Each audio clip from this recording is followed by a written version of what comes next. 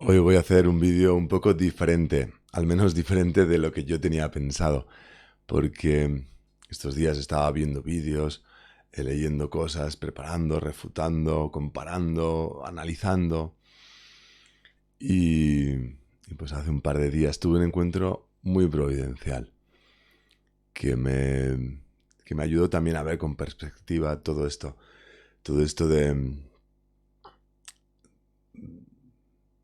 de los vídeos, de la renovación carismática, de las discusiones, de los carismas, de las rivalidades, de las acusaciones. Me ayudó muchísimo. Fue un momento muy bonito. Y, y quería compartirlo. Estaba yo preparando un vídeo sobre una muy mala información que se ha difundido. Es un juego de palabras porque el canal se llama The Kennedy Report y no, la información, ¿no? el informe. Y lo que digo es que es un misreport, es una muy mala información, es una desinformación, es un desastre. Ha habido pues como 4 horas de vídeo, en 7 vídeos, en 14 días, un montón de de bombardeo de acusaciones, ¿no? Contra la renovación carismática, contra los carismas. Y todo esto me tenía interesado, ahí ocupado pensando. Y se me iba retrasando también providencialmente la respuesta, porque entre medias salió la respuesta de The Renewal Ministries, una respuesta muy autorizada de personas muy relevantes en el mundo de la renovación carismática a nivel internacional. Y además eso, que intervienen son 4 personas, lo hacen muy bien, recomendé el vídeo y lo vuelvo a recomendar ahora. Se llama The Truth About Vatican II and the Charismatic Renewal. La verdad acerca del Vaticano II y la renovación carismática. Y es un vídeo en el que responden a todas estas acusaciones más recientes y a otras de toda la vida, ¿no? Está muy interesante. Bueno, estaba yo en esos, ¿no? En esos pedaleos cuando de repente tenía un momento libre y me fui a una basílica de la Virgen, muy bonita.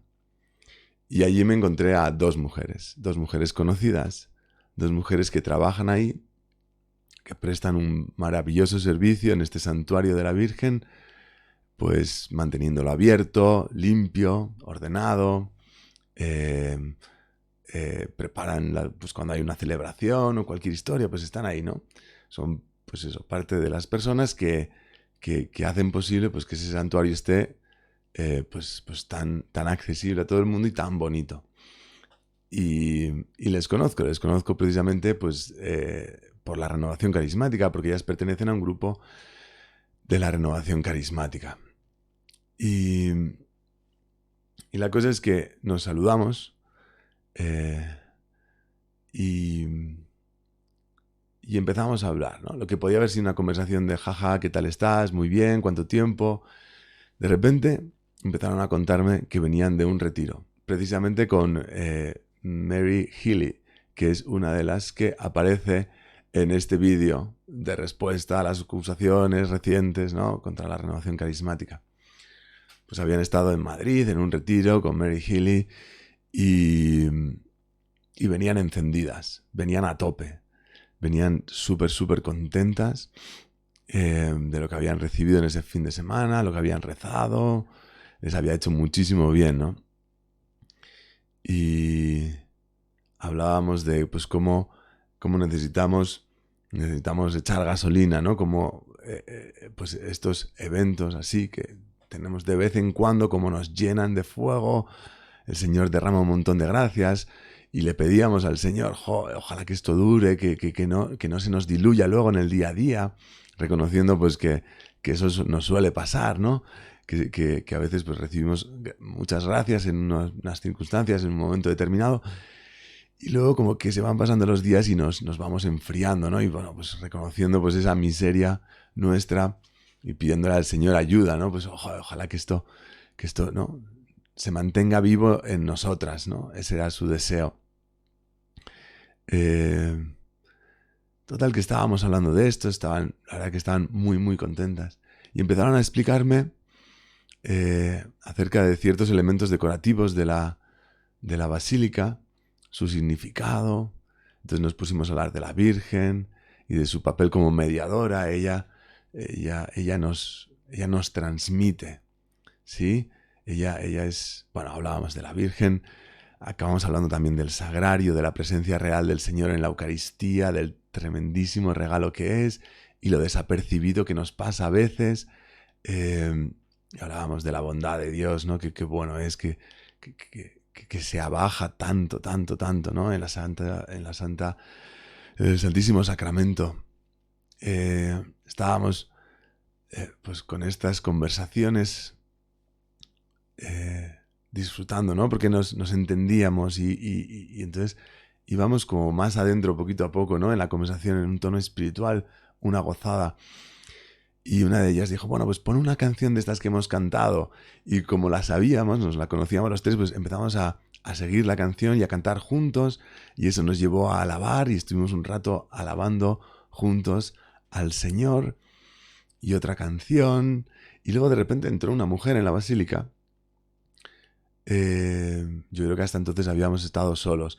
Y de repente entró una mujer y nos pidió, a ver si por favor, si nos parecía bien que le cantase una canción a la Virgen. Y entró, se puso ahí en medio, le cantó una canción a la Virgen. A raíz de eso, luego una de las mujeres que estaba conmigo tuvo una conversación con ella. Y seguíamos hablando. Como una de ellas, pues en ese retiro, en este fin de semana, pues había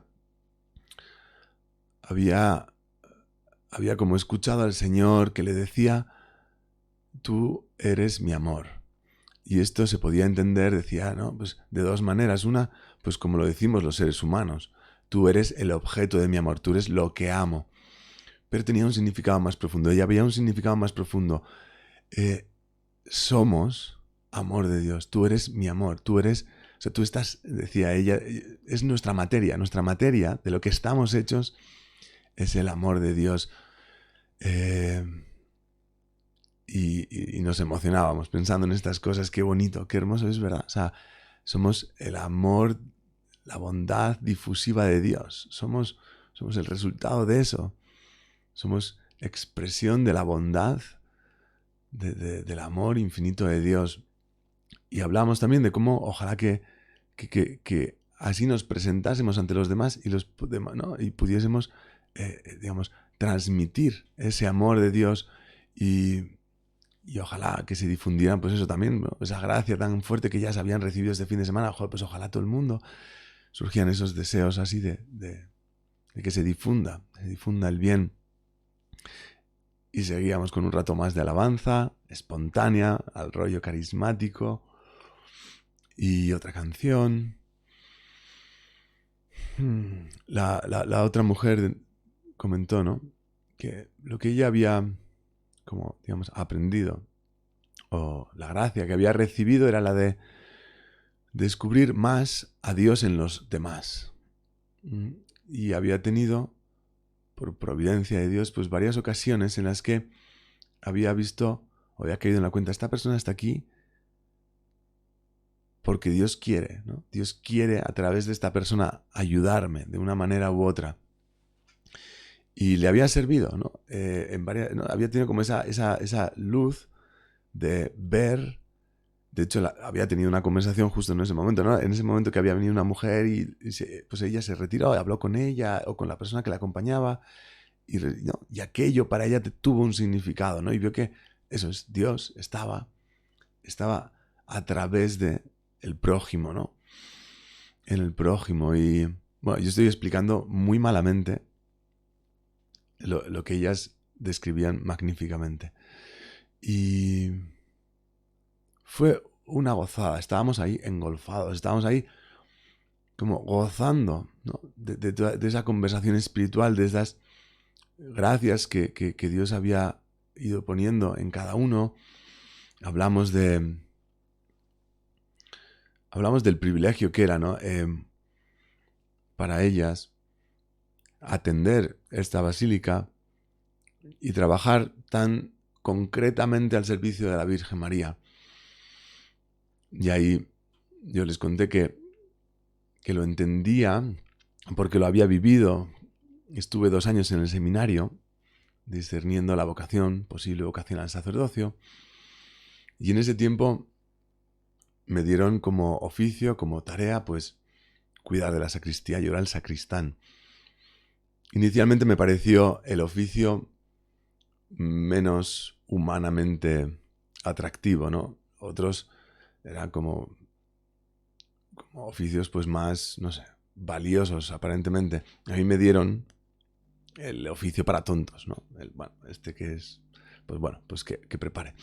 Bueno, la cosa es que para mí aquel tiempo como sacristán, cuidar de las cosas del Señor, materiales, concretas, ¿no? Y preparar las celebraciones, cuidar, ¿no? de los vasos sagrados, preparar las Eucaristías. Aquello fue de verdad que una ocasión de muchas gracias para mí y de muchas conversaciones con el Señor que surgían muy fácilmente, ¿no? La oración, realizando esas tareas, salía muy fácilmente y fue una ocasión también de tener muchos detalles de cariño con el Señor de manera muy fácil, ¿no? Y entonces aquello fue una bendición, una gran bendición, y les entendía, ¿no? Cuando me contaban esto, ¿no? Que se sentían privilegiadas, estando ahí al servicio tan directo, concreto a la Virgen, ¿no? Y hablábamos también de que eso no estaba libre de dificultades, de sacrificios, de problemas, pero que era una bendición. Total. Nos despedimos. Y yo volví a mis cosas. Y cuando volví a mis cosas, me empecé a sonreír. Dije, porque ¿cuál es la gran acusación que a mí me preocupaba tanto? ¿Cuáles son esas grandes acusaciones contra la renovación carismática que, si Dios quiere, pues trataremos en otros vídeos? Una de las grandes acusaciones constantes y en fin, para mí muy incomprensible, o sea, bueno, da igual. Es que la renovación carismática es protestante o es una especie de fabricación de los protestantes, una infiltración protestante, una influencia protestante entre los católicos, bla, bla, bla, bla, bla, bla, bla, bla, bla. Y lo que yo acababa de vivir me iba sonriendo porque dices, mira, sin pedaleos, sin teologías, sin grandes argumentos, lo que yo acabo de vivir es maravilloso. Es maravilloso.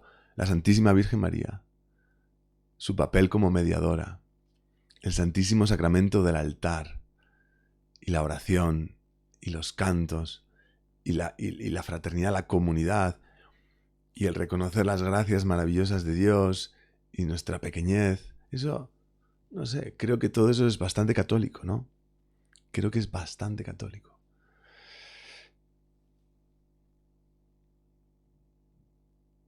Esas objeciones son una tontería, son una tontería. La verdad, la realidad es que Dios está renovándonos, al menos a nosotros tres. Nosotros éramos muy conscientes de que, siendo unos pobres miserables, Dios está actuando tremendamente en nosotros. El Espíritu Santo nos estaba renovando. A lo largo del tiempo Él nos va transformando, cuidando. Lo cual no significa en absoluto que seamos perfectos. Éramos muy conscientes y hablábamos de algunas de nuestras pequeñeces y nuestras miserias y nuestros defectos. Y no teníamos ningún problema en reconocerlos y al mismo tiempo en reconocer que Dios estaba renovándonos, igual que nos estaba renovando a nosotros tres. Y es un hecho. Y lo hace dentro de la Iglesia Católica y con todo amor y con toda bondad del Señor, que es paciente y fiel. Nos está renovando igual que nos está renovando a nosotros tres a nivel individual. Sabemos que Dios está haciendo esta obra a mucho mayor escala. Son miles, son millones de personas que están recibiendo gracias que les renuevan. Y así se renueva la Iglesia. Eso se llama renovación. Renovación. Que es obra del Espíritu Santo, no es obra de ningún grupo, no es obra de ninguna persona, de ninguna influencia, de ninguna infiltración. Es el Espíritu Santo que está renovando a su Iglesia de una manera determinada en esta época concreta. Y es gozoso y es maravilloso. Y yo había perdido un poco esa alegría y ese gozo metido tanto en estas discusiones, ¿no? Y fue maravilloso. Para mí fue muy fortalecedor, muy... Sí, no sé si me explico. Ay, en fin. Viendo y pensando estos días, y con esto, esta es mi última reflexión de hoy, o sea, la segunda parte de esta reflexión. Y dices, si esto es tan real, si esto es tan bueno, si esto es tan maravilloso, ¿por qué hay personas que se rebelan tanto contra esto, que alzan la voz y gritan y acusan y difaman y calumnian contra la renovación carismática? Y si dicen una cosa buena a favor de la renovación carismática, se sienten obligados a decir 18 malas en contra. No vaya a ser, porque... Ay, Señor, ¿por qué pasa esto? Y una de las cosas que pensaba, es que creo que muchas personas se rebelan contra la renovación carismática porque han tenido experiencias negativas, porque han percibido elementos negativos en la renovación carismática. Y a partir de esa experiencia personal negativa, generalizan, ¿sí? Y responden con un no, esto es malo. Si eso mismo lo hiciera alguien con la Iglesia Católica, le respondería, no, pero la Iglesia Católica no es tu mala experiencia con católicos. ¿Sí? ¿Sí o no? Todos sabemos ese argumento, ¿no? Ante esa acusación de yo he tenido esta mala experiencia, todo esto es malo, ¿no? Cuando toca, por ejemplo, a la Iglesia Católica, todos sabemos cómo responder. Eso mismo, que todos sabemos responder, ocurre con la renovación carismática. He tenido una mala experiencia, he visto un vídeo muy feo, o no sé, me han llegado noticias muy horribles y a partir de ahí hago una generalización, esto es malo, sin más examen, sin más juicio. Entiendo las experiencias negativas con la renovación carismática de otras personas, porque yo las he tenido en primera persona. Entiendo el sufrimiento que ha podido provocar en otras personas los grupos y personas de la renovación carismática, porque yo los he sufrido en primera persona. No estoy ciego ante los defectos de los grupos de la renovación carismática, no estoy ciego ante los errores. Aquellas dos mujeres que estaban conmigo y yo, el primero, somos miserables, somos pequeños. Y por tanto, aunque Dios está haciendo una obra maravillosa en nosotros, es posible que haya personas que vean esa parte miserable de nosotros. Pero eso no niega la parte maravillosa. Lo mismo con los grupos. En los grupos, no digo en todos, pero en algunos grupos Dios realmente está actuando. Y eso no quita que haya miseria. Y eso no quita que esa miseria te pueda salpicar a ti. Y te pueda provocar mucho dolor. Lo sé, lo he vivido. Mucho dolor. Sí, lo sé. Pero eso no podemos dejar que desde ese sentimiento, desde ese dolor, desde esa mala experiencia, juzguemos toda la realidad, ¿no? De lo que es la renovación carismática, de lo que Dios está haciendo en su iglesia. No podemos dejarnos arrastrar por esas malas experiencias que sé que son reales, lo sé. Y sé que son dolorosas en ocasiones, lo sé. Yo veo que Dios me ha concedido una gracia, no porque yo sea bueno en absoluto o porque sea mejor que alguien. Yo sé que soy miserable, lo sé. Y sé que soy el más miserable de los miserables. Me extrañaría, lo digo sinceramente, me extrañaría que tú fueras más miserable que yo. Me extrañaría. Es posible, pero me extrañaría. Soy muy consciente de ello. Y al mismo tiempo soy consciente de que Dios me da gracias y pone cosas muy buenas en mí. Y Dios hace maravillas en mí y a través de mí. Y una de esas cosas buenas que ha hecho el Señor es que Dios me ha concedido, pues, a pesar de esas malas experiencias, a pesar del sufrimiento que eso ha provocado en mí, mantener la mirada limpia, clara, con objetividad, para poder distinguir lo bueno de lo malo, el trigo de la cizaña. ¿Os acordáis, no?, de esa parábola del trigo y la cizaña? Les propuso otra parábola. El reino de los cielos se parece a un hombre que sembró buena semilla en su campo, que sembró buena semilla. Pero mientras los hombres dormían, un enemigo fue y sembró cizaña en medio del trigo y se marchó. Cuando empezaba a verdear y se formaba la espiga, apareció también la cizaña, y entonces fueron los criados a decirle al amo: Señor, ¿no sembraste buena semilla en tu campo? Dios, ¿no es buena tu obra? Y, sí, claro que sí. ¿De dónde sale la cizaña entonces? ¿Es que acaso este campo no es de Dios? ¿Será todo ello obra del demonio? ¿No son buenas las obras de Dios? Y dice, es un enemigo, hay un enemigo. Y ese enemigo actúa. Y ese enemigo introduce, ¿no?, lo malo, el mal. El mal no es obra de Dios. Pero hay obra de Dios. El mal, que haya algo de mal, no significa que esto ya no es obra de Dios. Hay mal. Porque hay un enemigo, despertemos. En todas las circunstancias, en todos los grupos, en todas las personas, hay mal. Y hay ataques del enemigo. Primero eso, no es ese realismo de hay mal. Hay mal. Y eso no significa que todo sea malo. No, hay una obra, una parte que es obra de Dios y es bueno. Hay otra parte que es obra del enemigo y es malo.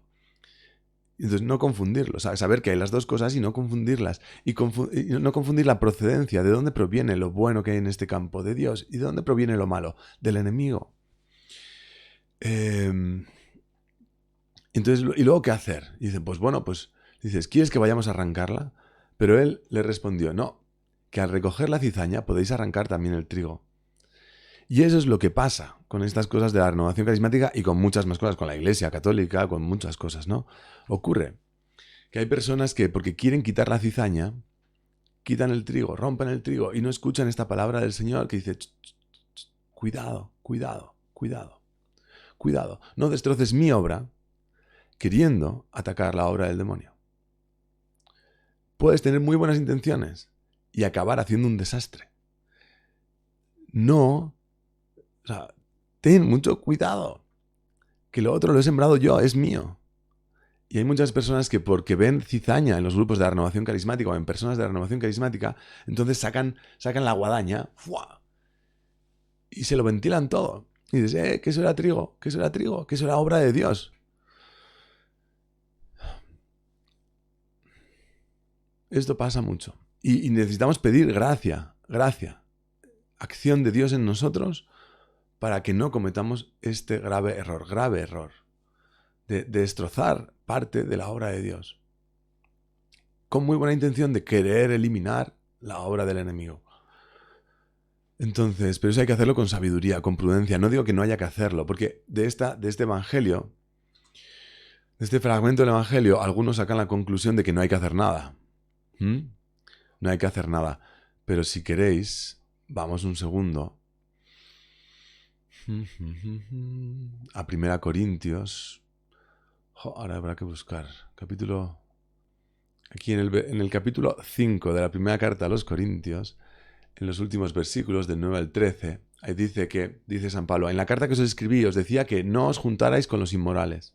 Dice, no me refería a los inmorales de este mundo, ni tampoco a los codiciosos, a los estafadores o idólatras. Para eso tendríais que salir del mundo. Quizás es el trigo que no hay que cortar. La cizaña que no hay que cortar. No digo que os andéis separando de toda la maldad que hay ahí, ¿no? Porque esa va a estar. Ya está, ¿no? Tendríais que salir del mundo. Lo que de hecho os dije es que no os juntarais con uno que se llama hermano y es inmoral, codicioso, idólatra, difamador, borracho o estafador. Con quien sea así, ni compartir la mesa. O sea, hay que separar el trigo y la cizaña, pero no en cualquier circunstancia, no de cualquier manera. Hay que hacerlo, ¿eh? O sea, que nadie, por el evangelio anterior, piense que lo que estoy diciendo es que dejemos que todo fluya y no pasa nada. No. Hay que, si escuchamos a Pablo, hay que. ¿Acaso me toca a mí juzgar a los de fuera? ¿A quién no hay que juzgar? ¿A quién no? A los de fuera. No es a los de dentro a quienes juzgáis vosotros. Ojo. O sea que tenemos que juzgar a los de dentro. Es lo que está diciendo Pablo. Tenemos que juzgar. O sea, sí tenemos que juzgar. Y sí, a los de fuera los juzgará Dios. Dice, expulsad al malvado de entre vosotros. O sea, hay que separar trigo y cizaña. Sí, hay que separar trigo y cizaña. Sí, hay que juzgar. Sí, hay que tomar medidas y decisiones. Pero con mucha prudencia, con mucho cuidado. Con mucha humildad también.